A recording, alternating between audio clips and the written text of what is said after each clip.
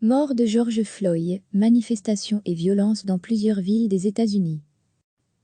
Des heurts entre manifestants et policiers ont secoué samedi soir plusieurs grandes villes des États-Unis, placées sous couvre-feu, pour tenter de calmer la colère qui s'est emparée du pays depuis la mort de George Floyd. Le président Donald Trump a promis de stopper la violence collective après plusieurs nuits d'émeutes à Minneapolis, où cet Afro-Américain de 46 ans est décédé lundi aux mains de la police. Dans cette ville du Minnesota, dans le nord du pays, des agents en tenue anti-émeute ont chargé les manifestants qui ont défié le couvre-feu, les repoussant avec des fumigènes et des grenades assourdissantes. Peu de temps avant, les manifestants affichaient leur détermination à rester sur place. « Ils ne nous donnent pas le choix, il y a tellement de colère », expliquait Dekajama, une femme de 24 ans venue réclamer justice pour George Floyd. À lire aussi, un Afro-Américain mort à Minneapolis. Les policiers américains sont-ils tous racistes?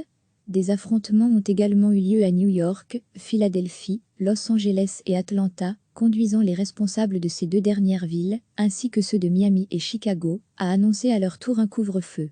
Donald Trump, qui a dénoncé à plusieurs reprises la mort tragique de George Floyd, a estimé que les émeutiers déshonoraient sa mémoire.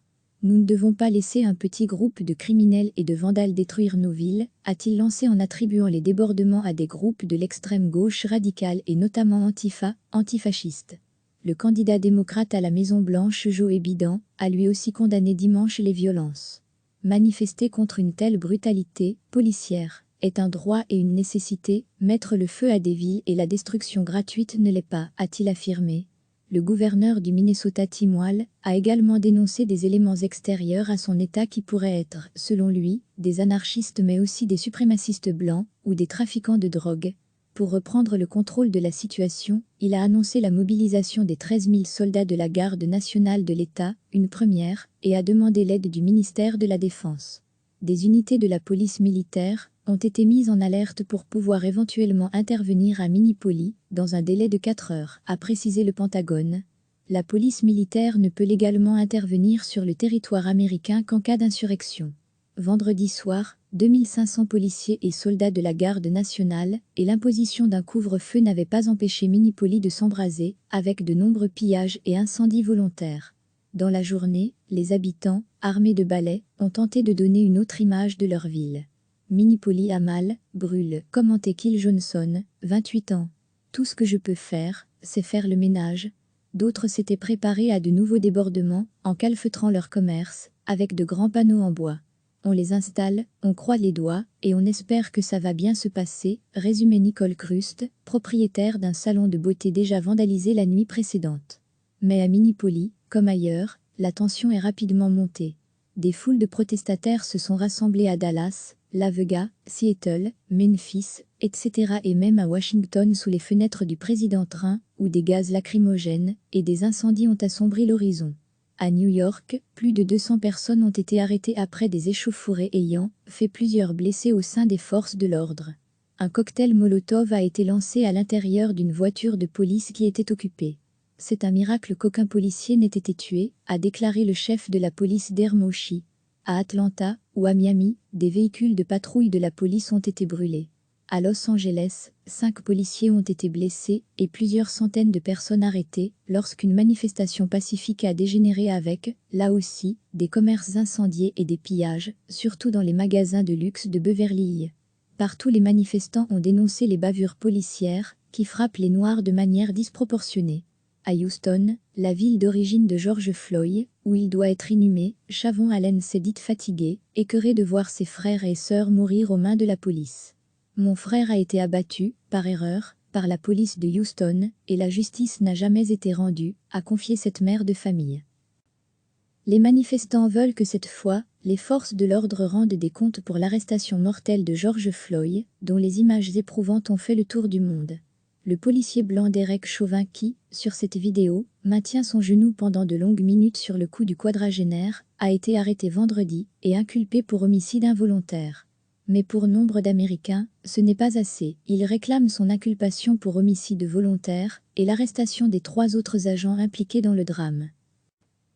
Des heurts entre manifestants et policiers ont secoué samedi soir plusieurs grandes villes des États-Unis, placées sous couvre-feu, pour tenter de calmer la colère qui s'est emparée du pays depuis la mort de George Floyd.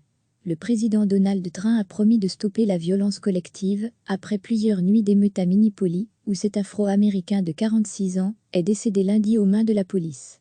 Dans cette ville du Minnesota, dans le nord du pays, des agents en tenue anti-émeute ont chargé les manifestants qui ont défié le couvre-feu, les repoussant avec des fumigènes et des grenades assourdissantes. Peu de temps avant, les manifestants affichaient leur détermination à rester sur place. Ils ne nous donnent pas le choix, il y a tellement de colère, expliquait Dekajama, une femme de 24 ans venue réclamer justice pour George Floyd. À lire aussi, un Afro-Américain mort à Minneapolis, les policiers américains sont-ils tous racistes? Des affrontements ont également eu lieu à New York, Philadelphie, Los Angeles et Atlanta, conduisant les responsables de ces deux dernières villes, ainsi que ceux de Miami et Chicago, à annoncer à leur tour un couvre-feu. Donald Trump, qui a dénoncé à plusieurs reprises la mort tragique de George Floyd, a estimé que les émeutiers déshonoraient sa mémoire. Nous ne devons pas laisser un petit groupe de criminels et de vandales détruire nos villes, a-t-il lancé en attribuant les débordements à des groupes de l'extrême gauche radicale et notamment Antifa, antifascistes. Le candidat démocrate à la Maison-Blanche Joe Biden a lui aussi condamné dimanche les violences. Manifester contre une telle brutalité policière est un droit et une nécessité, mettre le feu à des villes et la destruction gratuite ne l'est pas, a-t-il affirmé.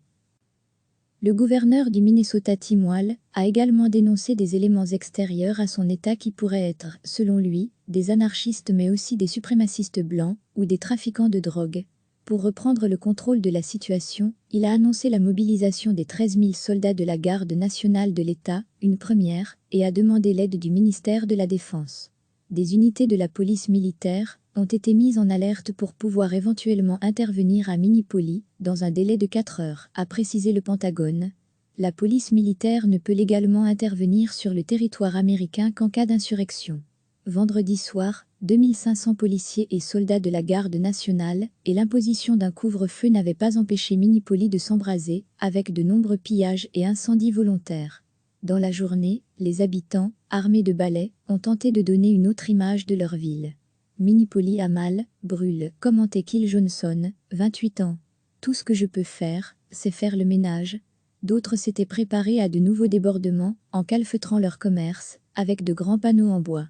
On les installe, on croise les doigts, et on espère que ça va bien se passer, résumait Nicole Crust, propriétaire d'un salon de beauté déjà vandalisé la nuit précédente. Mais à Minneapolis, comme ailleurs, la tension est rapidement montée. Des foules de protestataires se sont rassemblées à Dallas, Las Vegas, Seattle, Memphis, etc. et même à Washington sous les fenêtres du président Trump, où des gaz lacrymogènes et des incendies ont assombri l'horizon. À New York, plus de 200 personnes ont été arrêtées après des échauffourées ayant fait plusieurs blessés au sein des forces de l'ordre. Un cocktail Molotov a été lancé à l'intérieur d'une voiture de police qui était occupée. C'est un miracle qu'aucun policier n'ait été tué, a déclaré le chef de la police d'Hermoshi. À Atlanta ou à Miami, des véhicules de patrouille de la police ont été brûlés. À Los Angeles, 5 policiers ont été blessés et plusieurs centaines de personnes arrêtées lorsqu'une manifestation pacifique a dégénéré avec, là aussi, des commerces incendiés et des pillages, surtout dans les magasins de luxe de Beverly Hills. Partout les manifestants ont dénoncé les bavures policières qui frappent les Noirs de manière disproportionnée. À Houston, la ville d'origine de George Floyd, où il doit être inhumé, Shavon Allen s'est dite fatiguée, écœurée de voir ses frères et sœurs mourir aux mains de la police.